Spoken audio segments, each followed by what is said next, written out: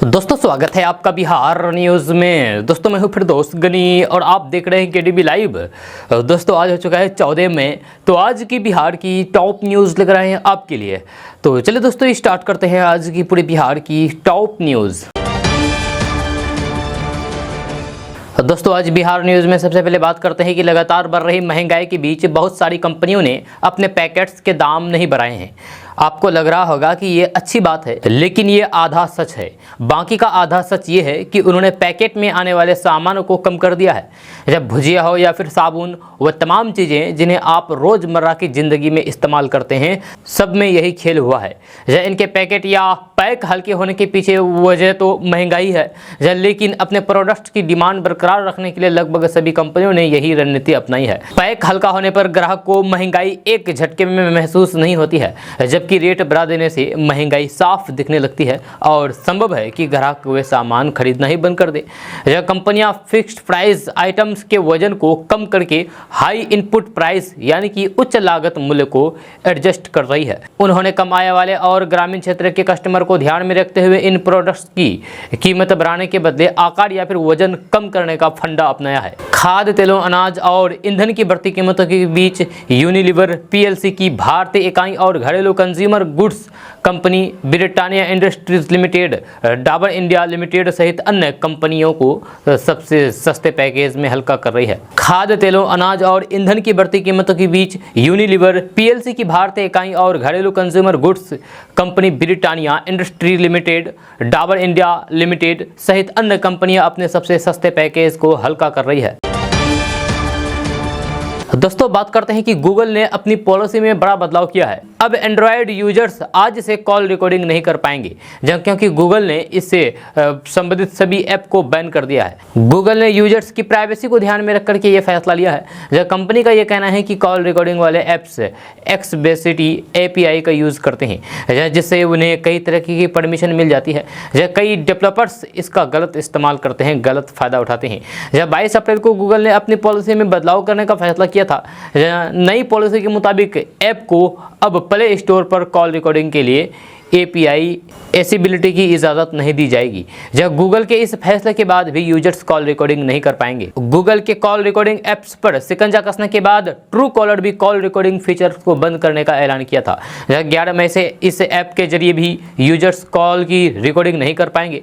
Company ने कहा था कि आज से कॉल रिकॉर्डिंग ऐप्स की सुविधा बंद हो जाएगी। हालांकि कॉल रिकॉर्डिंग वाले एंड्रॉयड ऐप्स के बंद होने का मतलब ये नहीं है कि ये फीचर पूरी तरीके से खत्म हो रहा है। जिन स्मार्टफोन में पहले से ये फीचर मौजूद है वो इसका इस्तेमाल कर सकते हैं, यानी कि जिनके पास inbuilt call recording feature app हैं वे कॉल रिकॉर्डिंग कर पाएंगे।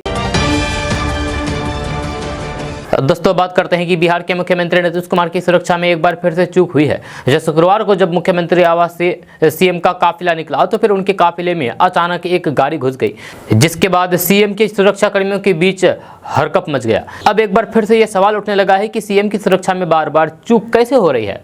जानकारी के मुताबिक शुक्रवार को बाढ़ राहत कार्य का जायजा लेने के लिए मुख्यमंत्री नीतीश कुमार अपने आवास से सुपौल जाने के लिए निकले थे। इसी दौरान सीएम आवास से थोड़ी दूरी पर जब मुख्यमंत्री का काफिला पटना जू के 2 नंबर गेट पर पहुंचा, तभी दूसरी ओर से आ रही एक गाड़ी उनके काफिले में घुस गया, जिसके बाद मुख्यमंत्री की सुरक्षा में तैनात सुरक्षा कर्मियों के बीच हरकंप मच गया। आपको बता दें कि हाल के कुछ दिनों में सीएम नीतीश कुमार की सुरक्षा में बार बार चूक की घटनाएं हो रही है, जिसको लेकर के सीएम की सुरक्षा पर सवाल खड़े हो रहे हैं। सीएम की सुरक्षा में लगातार हो रही चूक के बाद उनकी सुरक्षा व्यवस्था में बदलाव किया था। दोस्तों बात करते हैं कि बिहार के पूर्णिया से अच्छी खबर सामने आ रही है। ताजा रिपोर्ट्स के मुताबिक बिहार के पटना, गया, दरभंगा के बाद पूर्णिया में एयरपोर्ट का निर्माण शुरू होने वाला है बहुत जल्द, क्योंकि यहां जमीन अधिग्रहण में आ रही सभी दिक्कतों को दूर कर लिया गया है, जिससे एयरपोर्ट के निर्माण का रास्ता साफ हो गया है। खबर के अनुसार पूर्णिया के चांदपुर में हवाई अड्डा निर्माण को लेकर के काफी लंबे समय से चर्चा चल रही थी, लेकिन जमीन के मामले में बाधा आने के कारण एयरपोर्ट का निर्माण नहीं हो पा रहा था। लेकिन जिला प्रशासन ने जमीन से संबंधित जो भी बाधाएं हैं उसको दूर कर लिया गया है। आपको बता दें कि सरकार के इस निर्णय के बाद पूर्णिया हवाई अड्डा निर्माण भू अर्जन संबंधित समस्या को दूर कर लिया गया है। अब जल्द ही पूर्णिया एयरपोर्ट का निर्माण कार्य शुरू हो जाएगा। एयरपोर्ट के निर्माण शुरू होने से पूर्णिया, अररिया, कटिहार, किशनगंज, सुपौल, मधेपुरा उसके आसपास के इलाकों को सबसे ज्यादा फायदा होगा।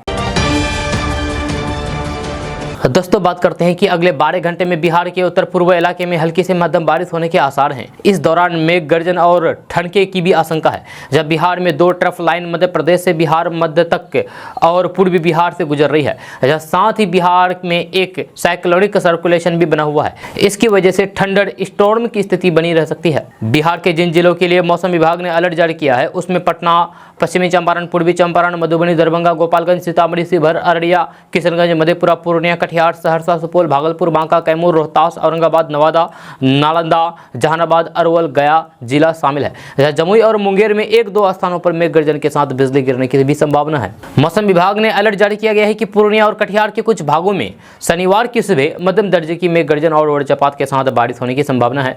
जहां मौसम को देखते हुए विभाग ने आग्रह किया है कि लोग सतर्क और सावधान रहें। खुले में हैं तो फिर पक्के मकान में जाएं। ऊंचे पेड़ और बिजली के खंभे से दूर रहने की अपील की गई है। तो दोस्तों बात करते हैं कि प्रधानमंत्री नरेंद्र मोदी का बिहार आगमन जल्द हो सकता है। प्रधानमंत्री नरेंद्र मोदी बिहार विधानसभा के शताब्दी स्मृति स्तंभ का उद्घाटन करने के आमंत्रण को स्वीकार कर लिया है। हालांकि तिथि अभी तय नहीं की गई है, लेकिन माना जा रहा है कि जून में कार्यक्रम रखा जाएगा। विधानसभा अध्यक्ष विजय कुमार सिन्हा ने नई दिल्ली में आवास पर प्रधानमंत्री नरेंद्र मोदी से मुलाकात करके उन्हें पटना आकर के स्मृति स्तंभ के उद्घाटन का आग्रह किया है, जिसे उन्होंने स्वीकार भी कर लिया है। विधानसभा अध्यक्ष विजय सिन्हा ने बताया है कि प्रधानमंत्री ने अमृत महोत्सव के अवसर पर विधानसभा भवन शताब्दी समापन समारोह में भाग लेने तथा बिहार विधायिका को आशीर्वचन प्रदान करने के लिए सहमति दे दी है। जहां विजय सिन्हा ने बताया है कि मुख्यमंत्री नीतीश कुमार की भी इच्छा है कि प्रधानमंत्री इस कार्यक्रम में शिरकत करके बिहार को गौरवान्वित करे। मुलाकात के दौरान विजय सिन्हा ने स्मृति स्तंभ के उद्घाटन के साथ ही प्रधानमंत्री नरेंद्र मोदी से शताब्दी स्मृति पार्क, अतिथिशिला एवं विधानसभा के 100 साल के सफर से संबंधित संग्रहालय के शिलान्यास के लिए भी अनुरोध किया है, जिसे उन्होंने स्वीकार किया है। दोस्तों बात करते हैं कि बिहार में अपराधियों का मनोबल इतना बढ़ गया है कि उन्होंने आरजेडी नेता और बिहार के नेता प्रतिपक्ष तेजस्वी यादव के करीबी की हुई गोली मारकर हत्या कर दी है। घटना गोपालगंज जिले की है, जहां शादी में शामिल होकर के लौट रहे आरजेडी नेता डॉक्टर राम इकबाल यादव को गोली मार दी। घटना के बाद नेता की स्पॉट डेथ हो गई। हालांकि मौके पर मौजूद लोग उन्हें अस्पताल भी ले गए, लेकिन दुर्भाग्यवश उनकी मौत हो चुकी थी। इस तरह से आरजेडी नेता की हत्या बिहार सरकार और प्रशासन पर कई सवाल खड़े करता है। जब फिलहाल इलाके में हरकत मचा हुआ है। बताया जाता है कि बिहार के गोपालगंज में बदमाशों ने शादी समारोह से लौट रहे आरजेडी नेता डॉक्टर राम इकबाल यादव के हत्या कर दी। घटना मीरगंज थाना इलाके के राजघाट गांव में स्थित उनके घर के पास की है। दोस्तों बात करते हैं कि बिहार के वैशाली जिले में एक घिनौना वारदात को अंजाम दिया गया है, जहां आधी रात को 12 साल की एक बच्ची को उस वक्त अगवा कर लिया गया जब वह सो रही थी। जब बच्ची को अगवा करने के बाद उसके साथ बारी बारी से घिनौना काम किया। जहां घिनौना काम की इस घटना से पुलिस के साथ ही दुष्कर्म पीड़िता के परिजन भी सख्ते में हैं। बताया जाता है कि बच्ची सो रही थी, तब दरिंदे उसे उठा करके अपने साथ ले गए। इस घटना को देर रात अंजाम दिया गया, जिसके चलते परिवार वालों को इसका पता भी नहीं चल सका था। जब बाद में इस मामले का खुलासा हुआ तो फिर पुलिस में इसकी शिकायत दर्ज कराई गई। जब बच्ची को मेडिकल जांच के लिए हाजीपुर सदर अस्पताल में भेज दिया गया है। जानकारी के अनुसार दरिंदगी की इस घटना को वैशाली जिले के विदुपुर थाना क्षेत्र में अंजाम दिया गया है। आरोप है कि 2 शख्स नाबालिग को आधी रात में उठाकर ले गए थे, सामूहिक गलत काम किया। दोस्तों बात करते हैं कि बिहार इन्वेस्टर मीट में बड़ी घोषणा की गई है। जहां अंबुजा सीमेंट बिहार में 1200 करोड़ के निवेश से सीमेंट फैक्ट्री लगाएगी। जहां नई दिल्ली में बिहार सरकार की ओर से गुरुवार को आयोजित बिहार इन्वेस्टर मीट में अंबुजा सीमेंट के सीईओ और बिहार निवासी नीरज अखोरी ने बिहार में 1200 करोड़ रुपए की इकाई लगाने की घोषणा की है। जी हाँ, ये सीमेंट फैक्ट्री पटना जिले के बाढ़ में लगेगी। नीरज अखोरी होलसेल इंडिया के भी अध्यक्ष हैं। ये कंपनी देश और दुनिया के प्रमुख सीमेंट कंपनी अंबुजा सीमेंट और एसीसी सीमेंट की मात्र कंपनी है। दोस्तों बात करते हैं कि बिहार के दरभंगा एयरपोर्ट अब इंटरनेशनल एयरपोर्ट बनेगा। यहां से दुबई सहित दूसरी कंट्री भी आप जा सकेंगे। यह दरभंगा एयरपोर्ट पर यात्रियों की बढ़ती संख्या को देखते हुए यहां एक नया टर्मिनल भवन बनाया जा रहा है, जो 2.4 एकड़ में बनेगा। इसकी लागत 36 करोड़ रुपए आएगी। एयरपोर्ट के विकास के लिए एयरपोर्ट सलाहकार समिति की सर्किट हाउस में एक बैठक की गई। इस बैठक की अध्यक्षता एयरपोर्ट सलाहकार समिति के चेयरमैन दरभंगा MP गोपाल जी ठाकुर ने की है। जब बैठक में सांसद ने दरभंगा से काठमांडू और दुबई की उड़ान शुरू किए जाने की बात कही है। साथ ही पटना, रांची, देवघर, श्रीनगर, बड़ोदरा, लखनऊ और गुवाहाटी के फ्लाइट शुरू किए जाने की भी बात कही है। दोस्तों बात करते हैं कि बिहार में घर मकान बना रहे लोगों के लिए अच्छी खबर सामने आ रही है। ताजा रिपोर्ट्स के मुताबिक बिहार के पटना, बक्सर, सारण, लखीसराय समेत कई जिलों में बालू सस्ती हो सकती है, क्योंकि सरकार बिहार के करीब 100 घाटों का बालू खनन करने जा रही है।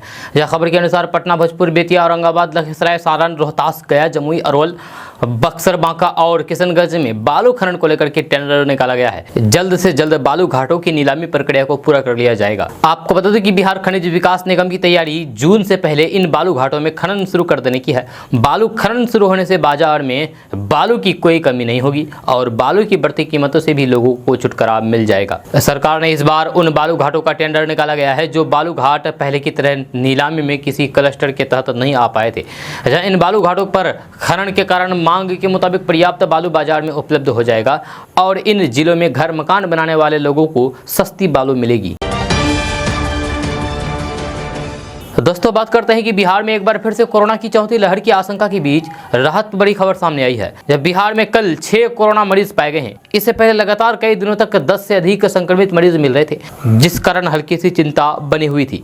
जब बीते दिन जो मरीज मिले उसमें 5 पटना के हैं और 1 पूर्वी चंपारण के है। वहीं बिहार के 12 जिलों में कोरोना संक्रमण फैलता जा रहा है। जब बिहार में लगभग 56 कोरोना संक्रमित मरीज अभी एक्टिव हैं। इसमें सबसे अधिक 41 एक्टिव मरीज पटना में हैं, जबकि किशनगंज, सहरसा, भागलपुर और कैमूर में 4 एक्टिव मरीज हैं। दरभंगा, गया, पूर्वी चंपारण, पूर्णिया, रोहतास, समस्तीपुर और सारण जिला में 1 एक्टिव मरीज हैं। दोस्तों बात करते हैं कि बिहार में अंधविश्वास अब भी कम नहीं हुआ है। इसका ताज़ा उदाहरण मधेपुरा के एक ढोंगी बाबा का है, जिन्हें पुलिस ने गुरुवार को गिरफ्तार कर लिया है। जब पुलिस ने जानकारी दी है कि ये ढोंगी बाबा संतान प्राप्त करने के नाम पर महिलाओं के साथ गंदा काम करता था। ये जानकर के आपको भी हैरानी होगी कि कैलाश पासवान नाम के इस बाबा का आपराधिक इतिहास रहा है। जब पहले ये अपराधी काम करते थे, अब बाबा बन गए हैं। जब बाबा बनकर के अब महिलाओं को अपना शिकार बना रहे हैं। इसके बावजूद भी महिलाएं बिना जाने बुझे इनके पास आती है। जब मामला उदा किशनगंज अनुमंडल के आलमनगर थाना इलाके के भागीपुरी गांव का है। इस बाबा ने कई महिलाओं को अपने हवस का शिकार बनाया है। मधेपुरा के एसपी राजेश कुमार ने गुरुवार को प्रेस वार्ता करके बाबा के अपराध का भंडा फोड़ा है। ये बाबा संतान से वंचित दंपतियों को संतान प्राप्ति की लालच देते हैं। इसके बाद महिला को जड़ी बूटी के नाम पर कोई नशीली पदार्थ खिला करके उसके साथ गलत काम करता था। एसपी ने बताया है कि बाबा के घर से कई दंपतियों की तस्वीर भी बरामद की गई हैं। एसपी ने खुलासा किया है कि ये ढोंगी बाबा कई बार जेल की हवा भी खा चुके हैं। जब पुलिस ने बाबा से पूछताछ की तो फिर इस दौरान कई खुलासे हुए। बाबा ने खुद खुलासा किया है कि पिछले 20-25 सालों से वे इस काम में लगे हैं। 100 से ज्यादा दंपतियों को अपने इलाज से संतान का सुख मिला है। जब बाबा ने बताया है कि संतान प्राप्त करने वाले दंपति उन्हें कीमती गिफ्ट भी दिया करते हैं, चाहे वो सोने का चेन हो या फिर लॉकेट या फिर दुधारू गाय भैंस। आपको बता दें कि 5 मई को उदा किशनगंज अनुमंडल के आलमनगर थाने में पूर्णिया जिले के एक दंपति ने बाबा के खिलाफ रेप का एफआईआर दर्ज कराया था। पीड़ित दंपति के मुताबिक शादी के कई साल बाद भी उनके बच्चे नहीं हो पा रहे थे। इसी बीच गांव के ही एक महिला से उन्हें पता चला है कि चिल्कानाथ स्थान के बाबा कैलाश पासवान की झाड़ फूक से उसे 2 बेटियां हुई है। उन्होंने भी बाबा के पास जाने का मन बना लिया। लगभग 9 महीने से पति पत्नी लगातार भागीपुर आना जाना लगा रहा। मौके का फायदा उठाते हुए ढोंगी बाबा उसे बेहोश करके उसके साथ रेप करता था। एक दिन अचानक महिला होश में आई और उसने देखा कि बाबा उसके साथ गंदा काम कर रहे हैं। जब महिला ने शोर मचाना शुरू कर दिया तो फिर बाबा बड़ी आसानी से भाग निकला।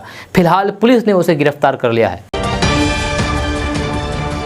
दोस्तों बात करते हैं कि बड़ी खबर तेल कंपनियों से जुड़ी हुई आ रही है, जहां तेल कंपनियों ने पेट्रोलियम वित्त मंत्रालय को लेटर लिख करके पेट्रोल के दाम 10 रुपये लीटर और डीजल के दाम 25 रुपये लीटर बढ़ाने की मांग की है। तेल कंपनियों का कहना है कि हमें पेट्रोल पर 10 रुपये लीटर और डीजल पर 25 रुपये लीटर का घाटा हो रहा है। आपको बता दें कि पेट्रोल और डीजल के दाम ने पहले से ही आम आदमी की परेशानी बढ़ा रखी है। अब एक बार फिर से कंपनियों ने तेल की कीमत बढ़ाने की मांग को लेकर के लेटर लिखा है। एक तरफ जहां लोगों की जेब पर महंगाई की मार पड़ रही है, तो वहीं दूसरी तरफ तेल कंपनियां अपनी समस्या सुना रही है। जहां कंपनियों का कहना है कि हमें पेट्रोल पर 10 रुपये लीटर और डीजल पर 25 रुपये लीटर का घाटा हो रहा है। पहले ही पेट्रोल और डीजल के दाम 100 के पार हो चुके हैं। अब ऐसे में अगर फिर से तेल महंगी होती है तो फिर इसका सीधा असर आम आदमी की जेब पर पड़ेगा, यानी कि आपकी जेब पर। गौरतलब है कि पिछले दिनों लगातार पेट्रोल और डीजल की कीमत में उछाल आ रहा था, जिससे लोगों की परेशानियां बढ़ने लगी थी। हालांकि बीते 35 से 36 दिनों से पेट्रोल और डीजल के दाम सामान्य हैं। जब पिछले तेल कंपनियों ने दाम बढ़ाने को लेकर के पेट्रोलियम वित्त मंत्रालय से संपर्क साधा है, अब कयास लगाए जा रहे हैं कि इस मांग को लेकर के बीच का कोई रास्ता निकाला जाएगा। दोस्तों, इस वक्त की एक बड़ी खबर बिहार के सहरसा जिला से है, जहां बैजनाथपुर पुलिस शिविर क्षेत्र के एसबीआई ब्रांच के सेफ में रखे गए तकरीबन 3.25 किलो सोना की चोरी कर ली गई है। यह चुराए गए सोना की कीमत तकरीबन 1 करोड़ 25 लाख रुपए बताया जा रहा है। इसको लेकर के बैंक ने बैजनाथपुर पुलिस शिविर में मामला दर्ज कराते हुए बैंक के सफाई कर्मी उमेश मालिक पर चोरी करने का आरोप लगाया है। यह घटना के बाद इसे सफाई कर्मी फरार बताए जा रहे हैं। वहीं प्रबंधन के आदेश पर तत्काल प्रभाव से बैजनाथपुर एसबीआई के 2 कर्मियों को निलंबित करते हुए विभागीय कार्रवाई का आदेश दिया गया है। जिन 2 कर्मियों को निलंबित किया गया है, उनमें एक कैश इंचार्ज जबकि दूसरा सर्विस मैनेजर है। बताया जाता है कि बैंक के अंदर सेफ की चाबी इन्हीं दोनों लोगों के पास रहता था। बगैर दोनों चाबी के सेफ नहीं खुल सकता था। दोस्तों, बात करते हैं कि पड़ोसी देश नेपाल के स्थानीय निकाय के चुनाव में जाली भारतीय करेंसी का जमकर के उपयोग हो रहा है। वहीं ये जाली नोट चंपारण के रास्ते शिवहर पहुंच रहा है, जब वर्तमान में तरनिया प्रखंड का खोरवा गांव जाली नोट का बड़ा अड्डा बन गया है। जब सूत्र बताते हैं कि नेपाल से पहुंची जाली नोट की खेप अब इस इलाके के बाजारों में छाए गए हैं। वहीं तरियानी में इन दिनों 100 और 200 की भारतीय जाली करेंसी खूब मिल रहे हैं। जब पकड़े जाने पर ग्राहक और दुकानदार आपस में भिड़ रहे हैं। कल भी इलाके के कई गाँव में जाली नोट मिलने के बाद हरकंप मच गया है। इलाके के एक दुकानदार पर सामान खरीदने आए एक युवक ने दुकानदार को 100 रुपए के जाली नोट थमा दी। जब ग्राहक सामान लेकर के चलता बना, बाद में दुकानदार को नोट के जाली होने का पता चला। जब आखिरकार वह जाली नोट देने वाले व्यक्ति तक पहुंचा। दोस्तों, जानकारियों और हमारे बीच से भाषा की दीवारों को तोड़ने में अहम भूमिका निभाने वाला गूगल ट्रांसलेट अब और समृद्ध हो गया है। जब गूगल ने अपनी ट्रांसलेशन सुविधा में संस्कृतिक, भोजपुरी, असमी और कोंकणी समेत 8 और भारतीय भाषा को जोड़ने की बात कही है। इस सूची में, यानी कि इस लिस्ट में गूगल 16 अन्य भाषाओं को भी, विदेशी भाषाओं को भी जोड़ेगा। इस अपडेट के बाद गूगल ट्रांसलेट पर 133 भाषाओं में अनुवाद संभव हो जाएगा। कंपनी ने अपने वार्षिक सम्मेलन गूगल I/O 2022 में इसका ऐलान किया है। जब गूगल रिसर्च के senior software engineer I.J. Kaolin का कहना है कि गूगल ट्रांसलेट में संस्कृत को जोड़ने के लिए सबसे ज़्यादा अनुरोध आए हैं। अब कंपनी ने इसे ट्रांसलेट सूची में शामिल करने का फैसला किया है। यह संस्कृत के अलावा असमिया, भोजपुरी, मणिपुरी, कोंकणी, डोंगरी, मैथिली और मिजो में भी अनुवाद की सुविधा दी जाएगी। इस अपडेट के साथ कुल 19 भारतीय भाषाओं में अनुवाद का विकल्प मिलने लगेगा। अनुवाद संबंधित गलतियों को दूर करने की दिशा में भी कंपनी काम कर रही है। दोस्तों, बात करते हैं कि बिहार में 67वीं बीपीएससी परीक्षा पेपर लीक मामले में जांच टीम को पटना के 3 युवकों की तलाश है। बताया जा रहा है कि इन्हीं 3 युवकों ने प्रश्न पत्र को मोबाइल के जरिए फॉरवर्ड किया है। यह जांच टीम को शक है कि ये युवक प्रश्न पत्र लीक कराने वाले संगठित गिरोह से जुड़े हुए हो सकते हैं। यह सूत्रों के अनुसार गुरुवार को जांच टीम ने 3 संदिग्ध युवकों की तलाश में पटना में आधा दर्जन से अधिक ठिकानों पर छापेमारी की। अलग अलग थाना क्षेत्र में ये छापेमारी देर रात तक जारी रही।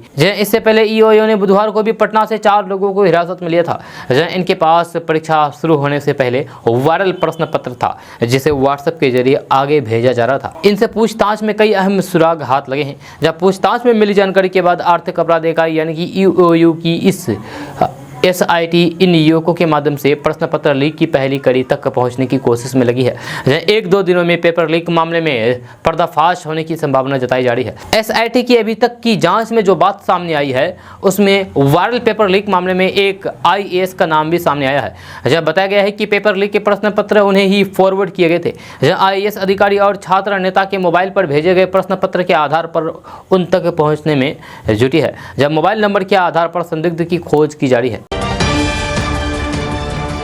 दोस्तों, बात करते हैं कि क्या आप जानते हैं कि ताजमहल के बंद पड़े 22 कमरों में छिपे हुए का राज है क्या? जब भारत में ऐसे मंदिरों और मस्जिदों को लेकर के कई सवाल हैं। जब ताजमहल को लेकर के अब एक नया मामला सामने आया है। जब लंबे समय से एक पक्ष इसे हिंदुओं का मंदिर बता रहा है, जब कोई इसे शिव मंदिर बता रहा है, तो कोई इसे तेजो महालय बता रहा है। याचिका में कहा गया है कि ताजमहल में मौजूद 22 कमरों को खोलने की मांग की गई है। इससे ये पता चल सकता है कि इसके अंदर किसी देवता की कोई मूर्ति या फिर शिलालेख है या नहीं। तो आइए आपको ताजमहल के इस बंद कमरे के बारे में कुछ रोचक तथ्य बताते हैं। आपको बता दूं कि ताजमहल के इन 22 कमरों को 1934 में खोला गया था। ताजमहल के ये 22 कमरे कई दशकों से बंद है। इतिहासकारों के अनुसार मुख्य मकबरे और चमेली के तल के नीचे 22 कमरे हैं जो अभी भी बंद है। ये कमरे मुगल काल से बंद है। इन कमरों को आखिरी बार 1934 में खोला गया था, जहाँ इस दौरान उन्हें सिर्फ निरीक्षण के लिए ही खोला गया, जहाँ इसके बाद वे रुक गए। ताजमहल के फर्श पर यमुना और 2 सीढ़ियाँ हैं जिस पर लोहे की जाली रखी गई है। ताजमहल की संगमरमर की संरचना की पहली मंजिल पर कमरे हैं। ऊपर जाने वाले 2 सीढ़ी शाहजहां के समय से बंद है। इस कमरे के फर्श और संगमरमर की दीवारों को ऊपर देखा जा सकता है। कई सिद्धांतकार हैं जो कहते हैं कि ताजमहल के तहखाने में कमरे संगमरमर से बने हैं। जहाँ ऐसा कहा जाता है कि अगर तहखाने में कार्बन डाइऑक्साइड की मात्रा बढ़ जाती है तो इसे कैल्शियम कार्बोनेट में बदला जा सकता है। जहाँ कार्बन डाइऑक्साइड संगमरमर को पाउडर करना शुरू कर देता है और इससे दीवारों को नुकसान पहुँचता है। जहाँ ताजमहल की दीवारों को नुकसान से बचाने के लिए बेसमेंट को बंद कर दिया गया है।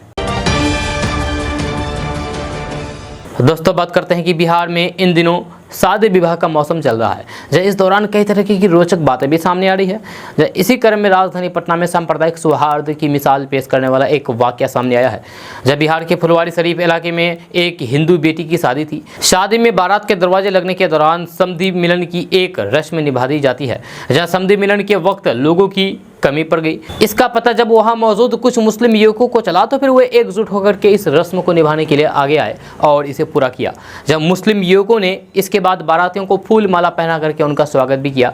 जब मुस्लिम युवकों के इस कदम की हर तरफ चर्चा हो रही है, तारीफें हो रही है। जानकारी के अनुसार फुलवारी शरीफ में एक हिंदू बेटी की शादी में सांप्रदायिक सद्भाव की मिसाल देखने को मिली है। जब मुस्लिम भाइयों ने बेटी की शादी में समधी मिलन किया और आपसी सौहार्द का संदेश दिया। सकरेचा पंचायत निवासी ललित पासवान की पहली बेटी ममता संग मनेर के सुअर मरवा के राहुल कुमार की शादी में अद्भुत नजारा देखने को मिला।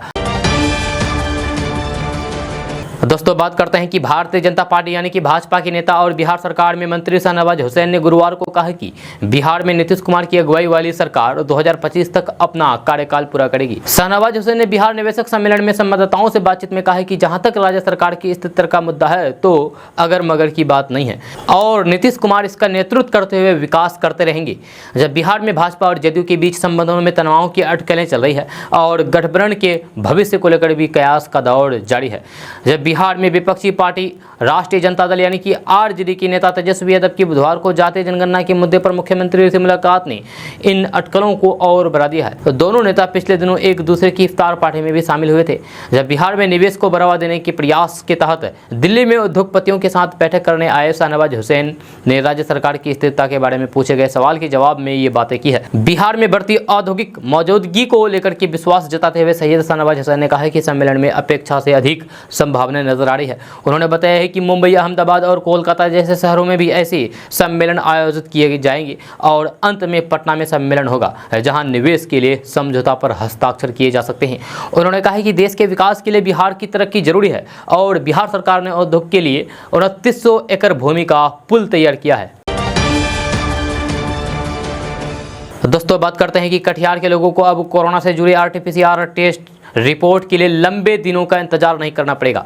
जल्द ही कटिहार में ही आरटीपीसीआर टेस्ट से जुड़े जांच की व्यवस्था शुरू होने वाला है। महज कुछ ही दिनों में हाथों हाथ मिलने वाले इस सुविधा के लिए कटिहार में हाईटेक आरटीपीसीआर लैब बनाया गया है। 24 घंटा चलने वाले इस लैब में तमाम हाईटेक मशीन इंस्टॉल भी किए जा चुका है ताकि बेहद कम समय में सटीक परिणाम रिपोर्ट मिल जाए। इस हाईटेक लैब के इंचार्ज डॉक्टर कौशल कुमार गुप्ता ने बताया है कि पूरी तरीके से तैयार हाईटेक लैब 1 हफ्ते के अंदर संचालित होने की उम्मीद है। लैब इंचार्ज ने बताया है कि यहां अब तक 6 लैब टेक्नीशियन की नियुक्ति की गई है जिन्हें प्रशिक्षित किया जा रहा है।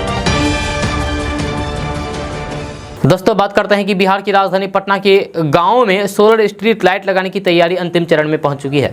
जहां पंचायती राज विभाग और Bihar renewable energy development Breda संयुक्त रूप से इसे अंजाम देने में जुटे हैं। इसी के तहत निर्णय लिया गया है कि हर जिले में तकनीकी प्रबंधन कोषांग का गठन जल्द ही किया जाएगा जो योजना की नियमित रूप से मॉनिटरिंग करेगा। ऊर्जा विभाग के कार्यपालक अभियंता के नेतृत्व में कोषांग काम करेगा। जहाँ सोलर स्ट्रीट लाइट योजना से संबंधित कोई भी जानकारी देने के लिए राज्य स्तर पर शिकायत निवारण केंद्र भी बनेंगे। करेंगे। इसके लिए टोल फ्री नंबर भी जारी किया जाएगा। जिस बिजली के पोल में सोलर स्ट्रीट लाइट लगाई जाएगी उस पर टोल फ्री नंबर भी लिखा रहेगा। इसके लिए पोल में एक छोटा बोर्ड लगेगा जिसमें टोल फ्री नंबर के साथ साथ लाइट का कोड भी लिखा होगा। कोई भी शिकायतकर्ता टोल फ्री नंबर पर फोन करके उसका कोड नंबर बताएगा तो मुख्यालय को जानकारी हो जाएगी कि किस पंचायत की किस लाइट के लिए शिकायत की गई है। योजना के तहत पंचायती राज के सभी तकनीकी सहायकों का प्रशिक्षण 13 मई से शुरू हो गया है। दोस्तों, हमारे देश में ऐसी सामाजिक सोच है कि लड़का का अगर सरकारी नौकरी है तो दहेज में मोटी रकम मिलती है। लड़की वाले भी ऐसे वर्ग की तलाश में रहते हैं जो सरकारी नौकरी करते हैं, फिर चाहे उसके लिए उन्हें दहेज में लाखों रुपए क्यों ना देना पड़ जाए। लेकिन भागलपुर जिले में एक ऐसी शादी हुई है जहां सरकारी नौकरी ही दहेज मुक्त शादी का सबसे बड़ा कारण बन गया है। यहाँ ना तो लड़के वाले ने दहेज की कोई डिमांड की और ना ही वधू पक्ष यानी कि लड़की पक्ष को शादी में किसी प्रकार की परेशानी उठानी पड़ी। दोनों पक्ष इस शादी को लेकर के बेहद खुश नजर आए।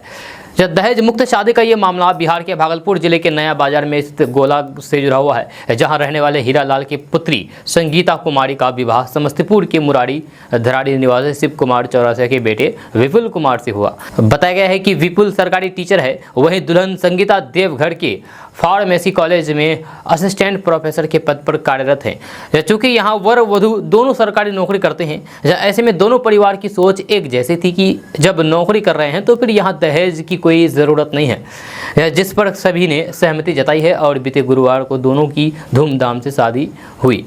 शादी में शामिल होने पहुंचे लोग भी इस दहेज मुक्त शादी की तारीफ कर रहे थे।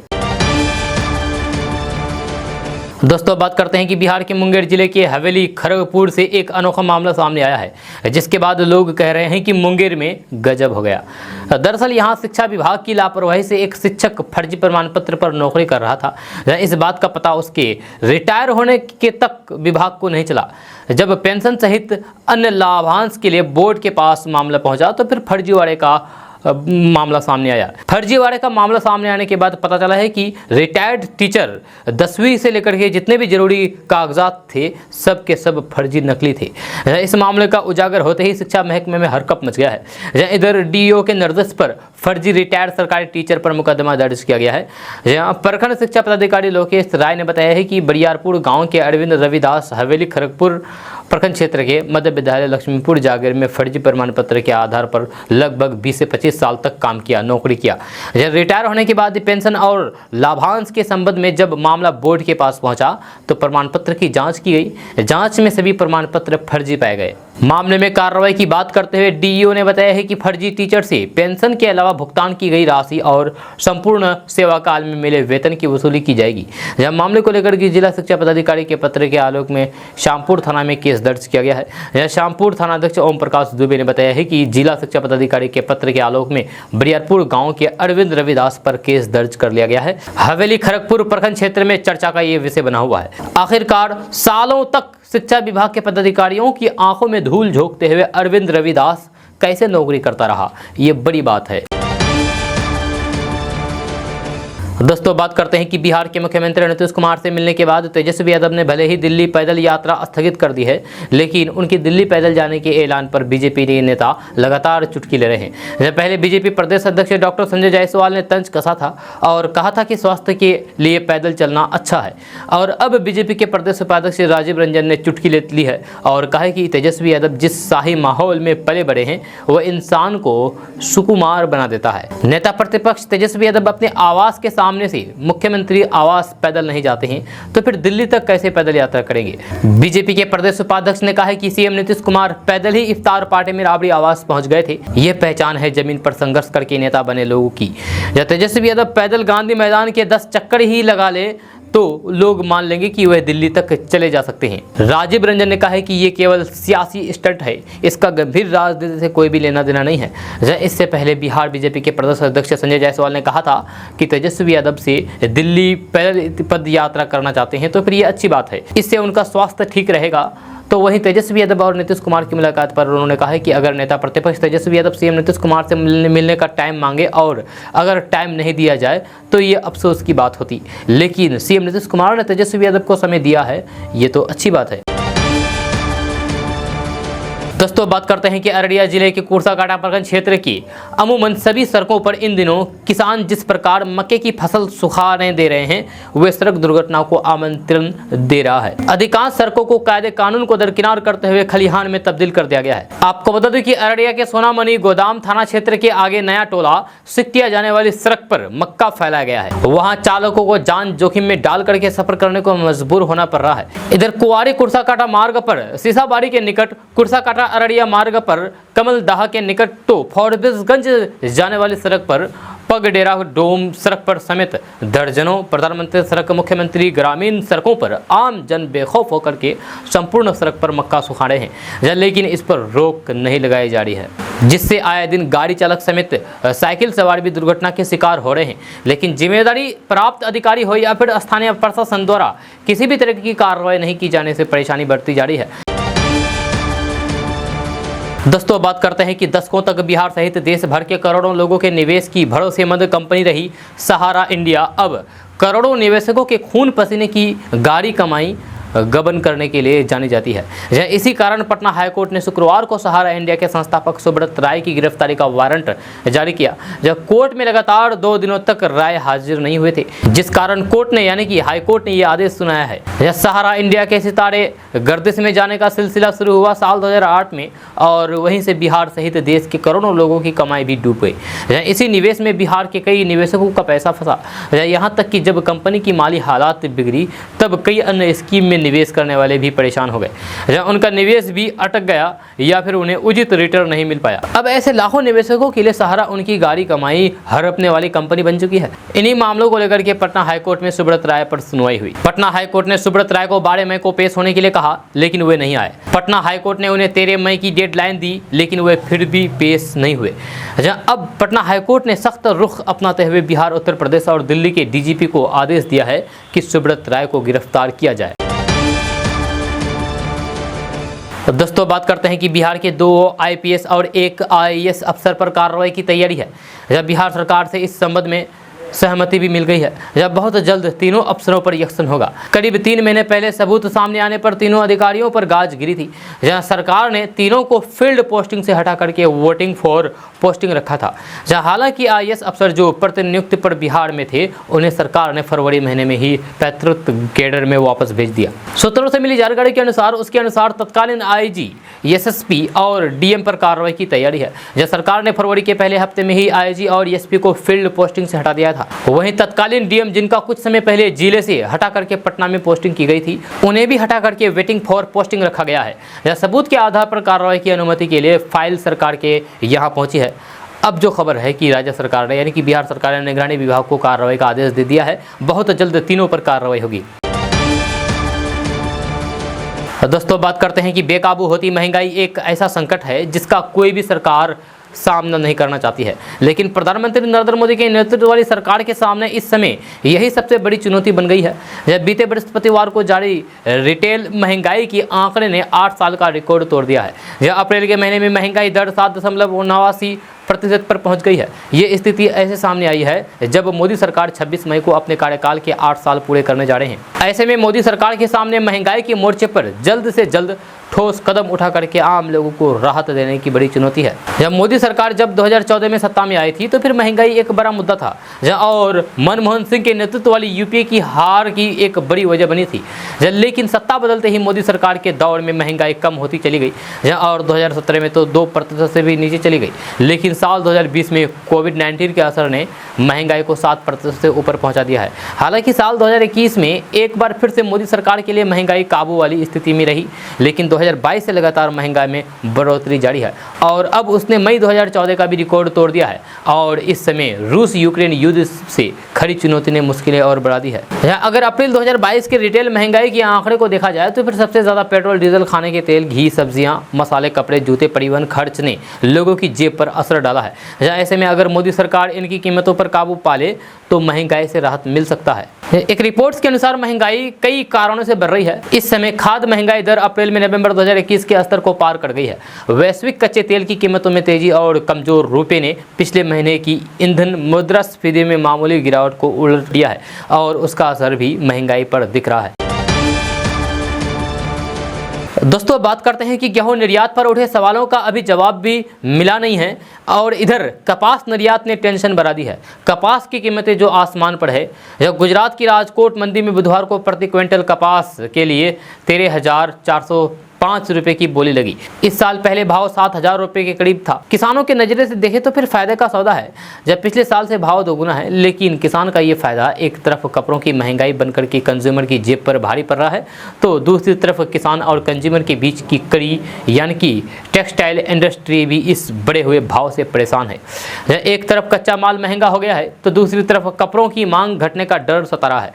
टेक्सटाइल इंडस्ट्री के लिए कच्चे माल की लागत साल भर में दोगुनी हुई है। पिछले साल मई महीने में एक कैंडी रुई के लिए 48,000 रुपए देने पड़ते थे और इस साल भाव 95,000 रुपए तक पहुंच गया है। इस साल दुनिया भर में कपास का भाव बढ़ा है। ऊपर से क्रूड ऑयल महंगा होने से सिंथेटिक फाइबर की कीमतें भी आसमान पर है। घरेलू स्तर पर इस साल कपास की उपज को लेकर के पहले जो अनुमान था, अब फसल उससे भी कम आंकी गई है। पहले देश में 343 लाख गांठ कपास पैदा का अनुमान था, लेकिन अब उसे घटा करके 335 लाख गांठ कर दिया है।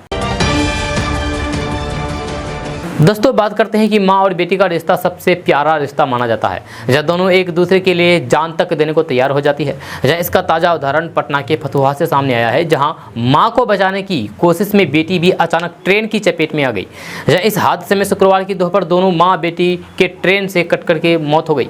घटना के बाद परिवार के बीच कोहराम मच गया है। घटना को लेकर के जो जानकारी सामने आ रही है उसके मुताबिक फतुहा की खीरोदपुर की रहने वाली 45 साल की कांति देवी अपनी 20 साल की बेटी मीनू कुमारी के साथ फतुहा ट्रेन पकड़ने जा रही थी। मौके पर मौजूद लोगों ने बताया है कि कांति कुमारी तेजी से ट्रैक पार करने लगी। इसी क्रम में खगड़िया से चली आ रही राजधानी वहां पर पहुंच गई। बेटी ने मां को ट्रेन की रफ्तार बढ़ते हुए देखा तो वह भी तेजी से मां को बचाने की कोशिश में दौड़ पड़ी। इसी दौरान दोनों मां बेटी ट्रेन की चपेट में आ गई। घटनास्थल पर ही दोनों मां बेटी की मौत हो गई। सूचना पाकर के परिवार के लोग मौके पर पहुंचे। दोस्तों आज का न्यूज़ बस यहाँ तक। कैसा लगा जरूर अपना सुझाव दीजिएगा नीचे कमेंट बॉक्स में कमेंट करके। अगर आप नए आए हैं इस चैनल पर तो फिर चैनल को सब्सक्राइब करके बेल आइकन को प्रेस कर दीजिए और साथ में वीडियो को लाइक कर दीजिए, अपने दोस्तों के साथ शेयर भी कीजिए। तो चलो दोस्तों फिर मिलते हैं नेक्स्ट वीडियो में, तब तक के लिए जय हिंद जय बिहार।